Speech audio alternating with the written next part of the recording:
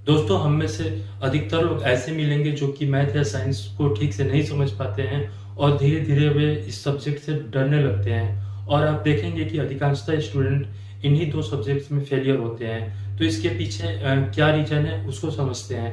दोस्तों, इसके पीछे जो रीज़न है वो पहला यह रीज़न है कि जो लॉजिक होता है उसको ठीक से क्लेरिफ़ाई नहीं हो पाता है और जो दूसरा रीज़न है वो बेसिक जो होते हैं, बेसिक जो फंडामेंटल्स होते हैं वो ठीक से क्लियर नहीं हो पाता और इन्हीं 2 कारणों से हम धीरे-धीरे मैथ या साइंस को समझना बंद कर देते हैं। उदाहरण के लिए यदि मैं 10th क्लास का स्टूडेंट हूँ, तो यदि मैं कोई चैप्टर 10th क्लास का लेकर पढ़ना शुरू करता हूँ, तो हमें सबसे पहले क्या करना चाहिए कि हमें सेम चैप्टर 8th क्लास या 9th क्लास का ढूँढना चाहिए और वहाँ से उन चैप्टर्स को सबसे पहले एक बार दोबारा से रिवाइज़ कर लेना चाहिए। चाहे आपको आता हो या ना आता हो, फिर भी आपको रिवाइज़ कर लेना चाहिए। इससे क्या होगा कि जब आप 10th क्लास का वही चैप्टर लेकर पढ़ेंगे तो जो बेसिक चीज़ें जो आपको वहाँ 8th या 9th क्लास में आपको समझने को मिली होगी, वो चीज़ें आपको 10th में और ज़्यादा अच्छे से क्लियर हो जाएँगी।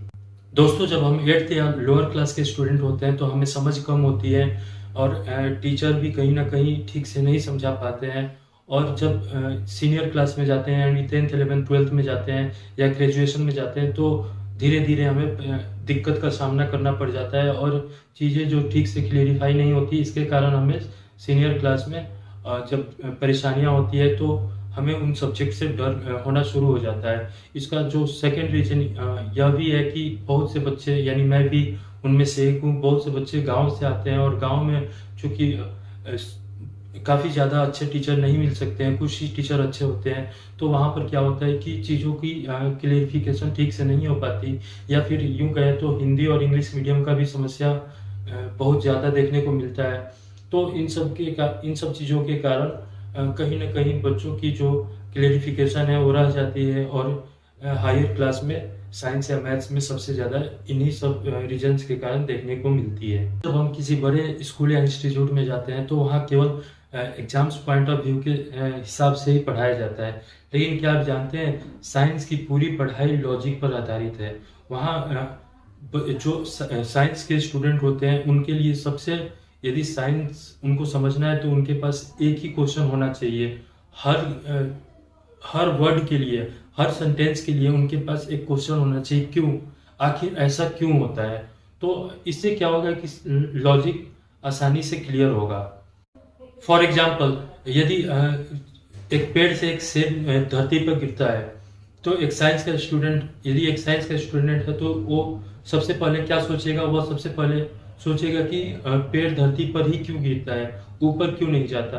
तो यह जो क्यों वर्ड है, यह लॉजिक क्रिएट करता है और यदि हमें इस लॉजिक का समझ ठीक से हो जाए, तो हम साइंस को और आसानी से समझने लग जाएँगे। इसके बाद साइंस में एक और चीज़ की ज़रूरत होती है, वह है एग्ज़ाम्पल्स।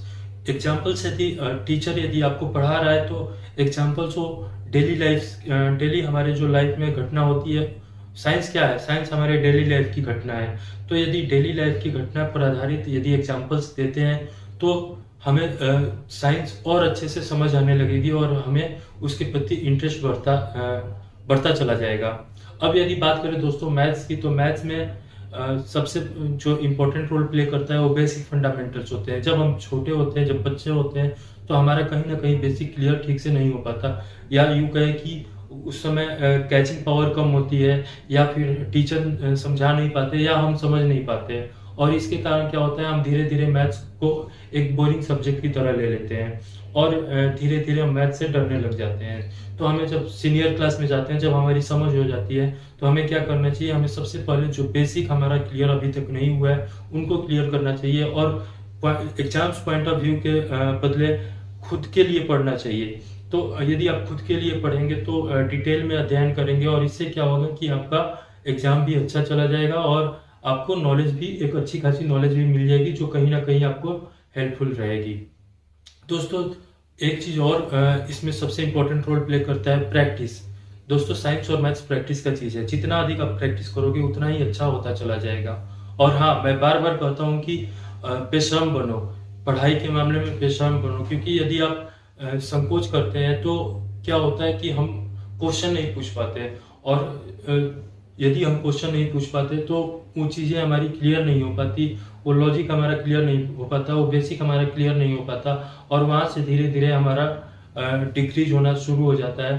तो ऐसे स्थिति में जाने से बचने के लिए सबसे अच्छा है कि संकोच करने की जगह बेशर्म बनकर अपना क्वेश्चन पूछो, और जब तब तक पूछो जब तक क्लियर ना हो जाए, क्योंकि आपने पेमेंट दिया है, आपने फीस भरा है, आपके पेरेंट्स ने मेहनत करके फीस स्कूल या कॉलेज को दिया है। यदि आप 2 दिन भी फीस लेट से देते हैं तो स्कूल या कॉलेज आपको स्कूल आने से मना कर सकता है, या फिर आपको आपके ऊपर फाइन लगा सकता है। तो आपको पूछने में क्या शर्म, आप चीज़ों को समझो, उसको पूछो, आपको स्कूल क्यों भेजा जा रहा है, आपको पूछने के लिए, आपको समझने के लिए भेजा जा रहा है।